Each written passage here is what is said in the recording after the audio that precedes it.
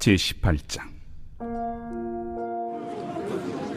그때 제자들이 예수께 나와 이르되 천국에서는 누가 크니이까? 예수께서 한 어린아이를 불러 그들 가운데 세우시고 진실로 너희에게 이르노니 너희가 돌이켜 어린아이들과 같이 되지 아니하면 결단코 천국에 들어가지 못하리라. 그러므로 누구든지 이 어린아이와 같이 자기를 낮추는 사람이 천국에서 큰 자니라.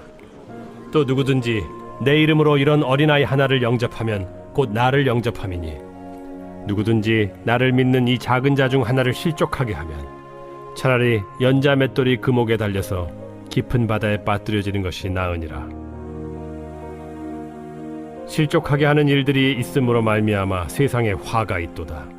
실족하게 하는 일이 없을 수는 없으나 실족하게 하는 그 사람에게는 화가 있도다.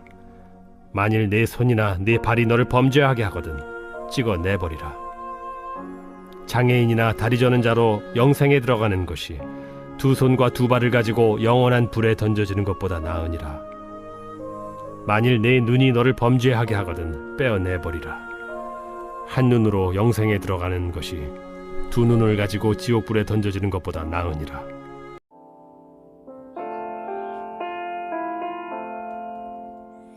이 세상에서는 남들보다 높아지는 것에 가치를 부여합니다. 그러나 천국은 스스로 낮아져서 남을 섬기는 것이 최고의 가치이죠.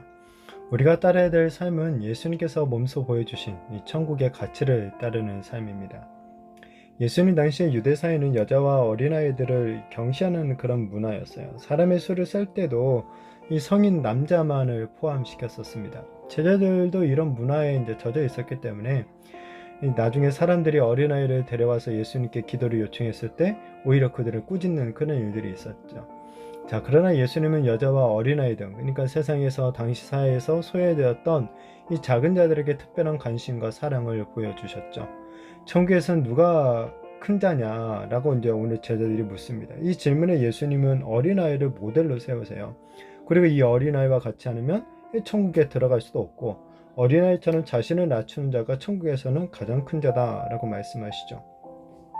이 제자들이 누가 큽니까? 라고 질문했을 때는 아마도 이 자신들처럼 예수님을 가까이서 따르는 사람들이 천국에서도 크다 라는 이런 아마 말씀, 어떤 칭찬 이런 것들을 아마 듣고 싶었을 것입니다.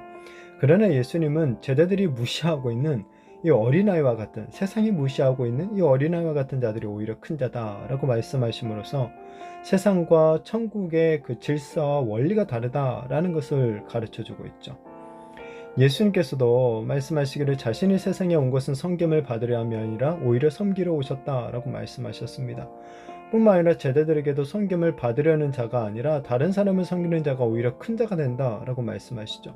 그리고 예수님께서 스승으로서 친히 제자들의 발을 씻겨주심으로써 이 섬기는 본을 보여주시죠. 나아가서는 십자가의 죽음의 자리까지 낮아지심으로 말미암아 이 많은 사람들의 생명을 구원해 주십니다.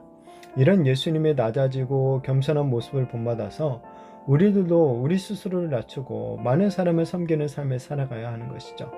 십자가에서 죽기까지 정말 낮아지신 예수님을 하나님께서는 가장 높은 자리, 이 영광의 자리에 앉히시고 모든 무릎을 예수의 이름 앞에 꿇도록 높여주셨죠. 이처럼 하나님께서는 이 세상에서 자신을 낮추고 이 다른 사람을 섬긴 사람들을 천국에서 가장 영광스러운 자리에 앉혀주실 줄로 믿습니다.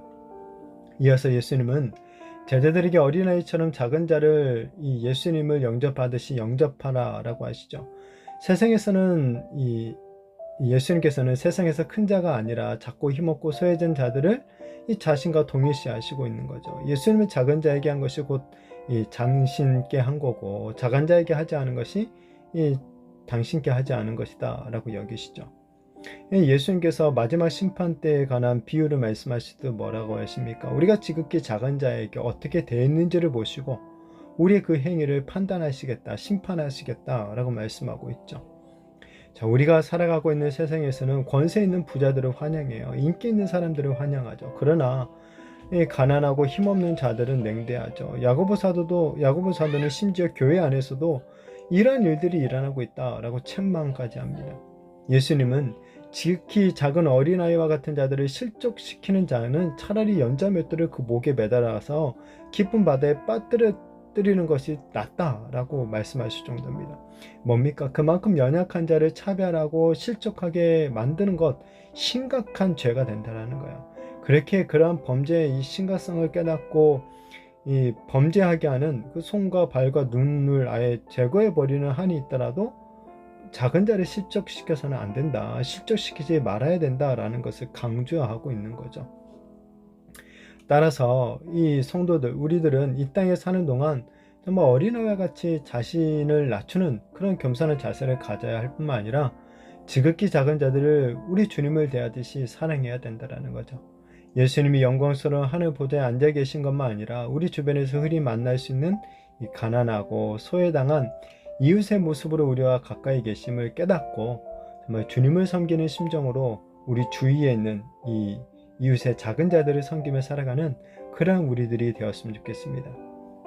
우리는 세상에서 자신을 높이는 세상의 삶을 추구하느냐, 아니면 예수님처럼 낮아지는 삶을 추구하느냐를 매순간 선택하며 살아가게 됩니다. 바라기는 우리 모두 예수님 안에서 구원의 은혜를 입은 천국 백성이 되었다라는 것을 믿고 진정한 낮아짐과 이 섬김의 천국 질서를 따라서 하나님을 기쁘시게 하는 그런 복된 삶을 살아가게 되어지기를 예수님의 이름으로 축복합니다.